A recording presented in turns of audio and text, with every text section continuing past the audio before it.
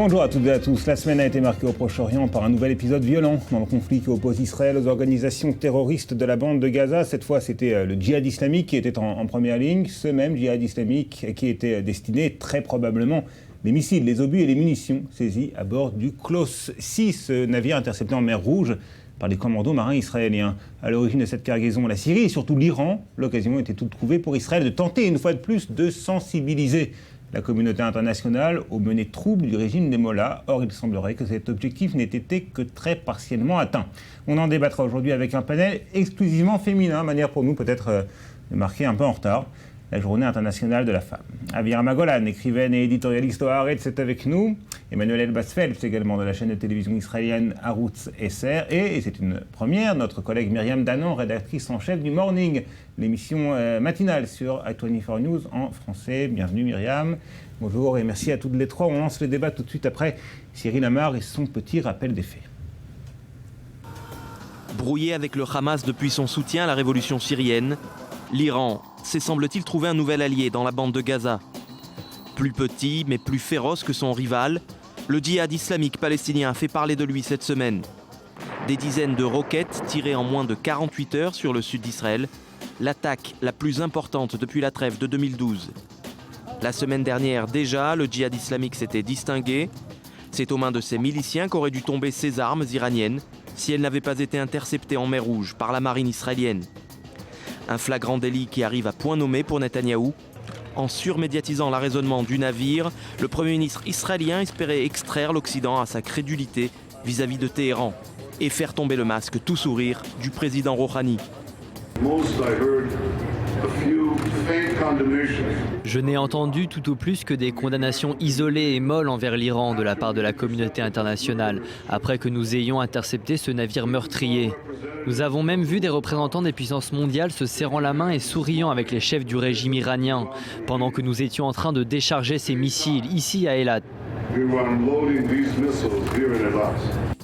Reste à savoir s'il y est parvenu, car nul n'est aussi aveugle que celui qui ne veut pas voir, dit l'adage. Au moment des révélations israéliennes, Catherine Ashton se rendait à Téhéran pour une visite de bonne volonté. L'Occident n'a jamais semblé si proche d'un accord définitif sur le nucléaire iranien. Voilà, alors je m'adresse à vous tout d'abord, Emmanuel. Est-ce que ce qui s'est passé il y a quelques jours entre la bande de Gaza et Israël n'est-il pas, comme beaucoup d'analystes semblent le prévoir, une espèce de répétition générale avant une nouvelle guerre dans la bande de Gaza, Israël contre cette fois peut-être le djihad islamique et non plus le Hamas qui est affaibli? Je ne pense pas qu'il y ait un intérêt actuellement israélien à rentrer dans la bande de Gaza, contrairement à ce que Avigdor Lieberman conseille de faire, c'est-à-dire rentrer dans la bande de Gaza et conquérir la bande de Gaza. C'est une grosse erreur à mon avis. C'est absolument pas l'intérêt du gouvernement. Et d'ailleurs, Netanyahou a une politique qui est très claire, c'est de frapper quand Israël est frappé. Et pour l'instant, ces derniers jours, ça a fait ses preuves. Voilà, et les choses sont très claires. Le Hamas est responsable de la bande de Gaza. Le Hamas, même si le djihad islamique prend la responsabilité des derniers tirs de roquettes, le Hamas est le groupe qui contrôle la bande de Gaza. Il est tenu pour responsable à chaque fois qu'il y a ce genre d'attaque. Et il a attaqué en retour, comme sont attaqués les membres du djihad islamique. Justement, et pour l'instant, ça a Hamas au pouvoir à Gaza affaibli du fait du contexte géopolitique. Est-ce que ce n'est pas justement, peut-être paradoxalement pour Israël, un plus grand danger, puisque il est moins à même, Myriam, de contrôler les éléments moins contrôlables, comme le djihad islamique qui est renforcé par l'Iran, pousse Israël à intervenir. Oui, sans aucun doute. Et c'est d'ailleurs pour ça que le Hamas a dû très rapidement relancer un appel à la trêve, affirmer haut et fort qu'il était intéressé à un rapide retour au calme. Et il a très vite trouvé une nouvelle entente avec le djihad islamique pour restaurer le calme dans la bande de Gaza et cesser tous les tirs de roquettes en direction d'Israël.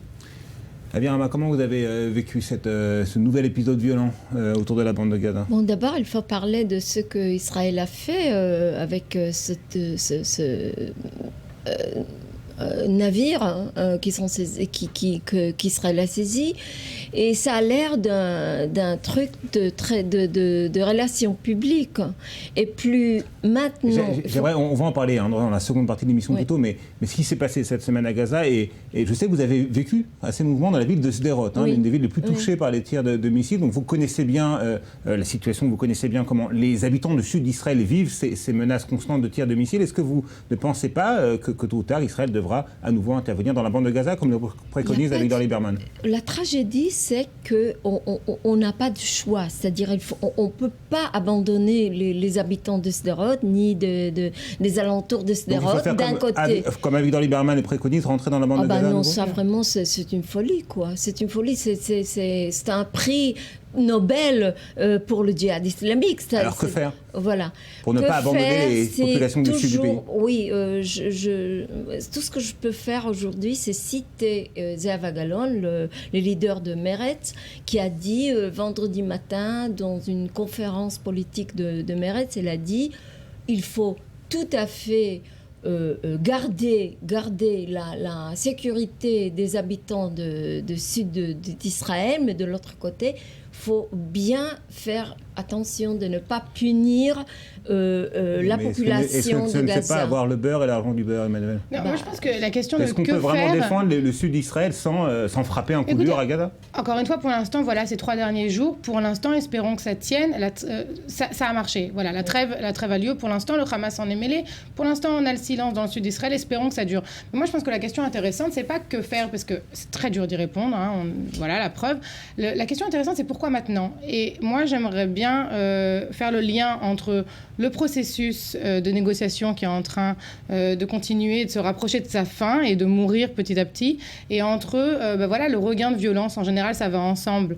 Et c'est très intéressant de voir ce qui se passe en ce moment au niveau du processus de paix, qui est en réalité un processus, et pas un processus vers un accord, mais un processus interminable qui n'aboutira jamais. Est-ce que c'est vraiment parce que le processus de paix a du plomb dans l'aile que le djihad islamique a décidé de jouer les fauteurs de trouble ? C'est un rapprochement qu'on peut faire, mais c'est un rapprochement un petit peu facile. L'autre rapprochement qu'on peut aussi faire, c'est tout simplement le lien entre le Hamas, qui est en train de se radicaliser, tout simplement parce que les frères musulmans se sont radicalisés également du côté égyptien, et qu'ils sont décrétés haut et fort comme un mouvement terroriste. De l'autre côté, le Hamas qui est lâché donc par tout le monde, l'Égypte en tête. Le djihad islamique qui voit un navire iranien quelques jours plus tôt affrété avec des armes qui lui étaient peut-être et même probablement destinées. Donc on a des organisations terroristes qui se radicalisent de jour en jour à Gaza, qui refusent de prendre la direction d'un mouvement politique aujourd'hui. Et les Israéliens qui n'ont pas d'autre possibilité que de répondre à des tirs sur des populations civiles. Alors, et en même temps, tout ça, c'est pas nouveau. Les frères musulmans en tant que groupe terroriste, c'est pas nouveau. Le Hamas qui se radicalise, le Hamas a toujours eu une déclaration massacre, comment on dit. Une plateforme politique. Merci, une plateforme politique très extrême. Tout ça, c'est pas nouveau. Et en même temps, cette année a été l'année où il y a eu le moins de tirs de roquettes depuis 2012, si je me trompe pas. Sans doute parce qu'ils étaient intéressés aussi à reformer leur arsenal, qui avait été largement érodé par l'opération Pilier de Défense. 1500 roquettes tirées sur les populations civiles d'Israël en une petite dizaine de jours. Il fallait le temps de les récupérer. C'était ce que le Clossé était en train notamment de faire. Oui, c'était comme ça pendant 8 ans à Sderot. C'était pendant 8 ans avant l'opération Pont-Lucie. Voilà. Donc ça signifie que l'opération Pont-Lucie était nécessaire.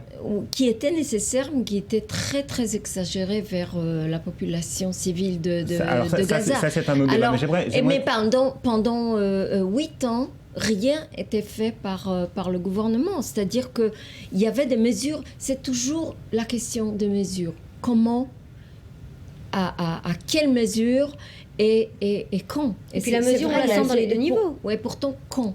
Quelques jours d'opération militaire sur Gaza, ça fait quelques mois d'accalmie. Quelques semaines d'opération à Gaza, ça fait quelques années d'accalmie. Là, Myriam, il y a eu une réponse. À la seconde où il y a eu des tirs de roquettes qui sont venus de Gaza, on savait qu'il y aurait des répercussions, que l'armée bombarderait à Gaza. Ça a eu lieu directement. C'est une politique qui est mondialement déclarée. C'est une politique qui est connue autant par les Israéliens que par les Palestiniens, que par les terroristes qui sont présents à Gaza. Et la preuve, c'est qu'en 2 jours, ça a marché. En 24 heures, le Hamas est sorti. C'est ce qui aide à préserver un calme relatif. Mais ça reste des opérations qui sont complètement indispensables pour préserver le calme dans le sud du pays. C'est peut-être politiquement et médiatiquement pas très acceptable, mais le fait est qu'à chaque fois que les Israéliens sont rentrés à Gaza, que ce soit d'un point de vue terrestre ou aérien, ça a parvenu à détruire des stocks d'armement militaire et ça a calmé les incursions terroristes. Ma chère Myriam, les Israéliens ne sont pas prêts. Non, ne sont pas vraiment prêts à payer ce prix. Il y a un prix militaire. Si demain un tir de missile fauche la vie d'habitants du sud du pays, j'imagine qu'il y aura une pression populaire pour que l'armée israélienne rentre dans la bande de Gaza. Vous savez quoi, ce qui est vraiment devenu vraiment absurde aux dernières années, c'est que les Israéliens sont plus près de payer avec le sang des habitants du sud d'Israël qu'au sang des soldats israéliens. Et c'est un fait vraiment absurde, très tragique à mon avis, mais c'est vrai. J'aimerais, et les militants,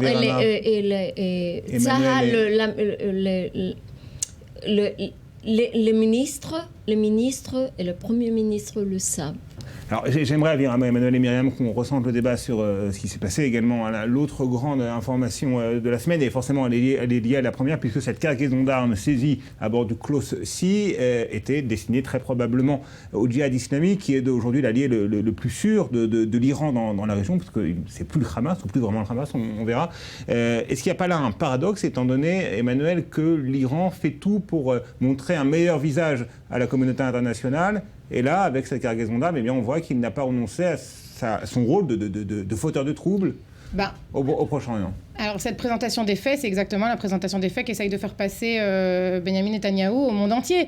C'est-à-dire, regardez, vous nous avez demandé de prouver au monde que l'Iran essaye de mettre en échec le processus de négociation, que l'Iran n'est pas intéressé à réellement renoncer à la violence et au terrorisme. Voilà, on vous amène la preuve. Sauf que, à mon avis, ça a été un gros flop médiatique. Mais Netanyahou était aux États-Unis quand le bateau a été saisi. Je ne sais pas si vous savez comment ça s'est passé dans les rédactions d'information. Des rédactions, je vous redonne la parole tout de suite après, mais on va voir, parce que leur passe 2 extraits d'éditoriaux parus dans la presse et sur les sites internet également. Celui d'Akiva Eldar dans le site Al Monitor. Il ne faut pas sous-évaluer l'importance de l'interception du cargo Klaus Sea pour la sécurité des citoyens israéliens, mais cette opération ne changera ni l'opinion publique à l'égard de l'occupation israélienne, il s'agit de l'opinion publique internationale bien évidemment, ni la politique des 5+1, les grandes puissances face à l'Iran. On va ouvrir le débat tout de suite sur cet extrait. Et puis une opinion contraire, celle de Ruti Bloom dans le Jerusalem Post. Les mises en garde constantes de Netanyahou selon lesquelles l'Iran n'est pas devenu plus modéré depuis l'accession au pouvoir de Hassan Rouhani sonnent comme un disque rayé. Mais le Premier ministre est contraint de se répéter car Barack Obama l'écoute mais ne l'entend pas.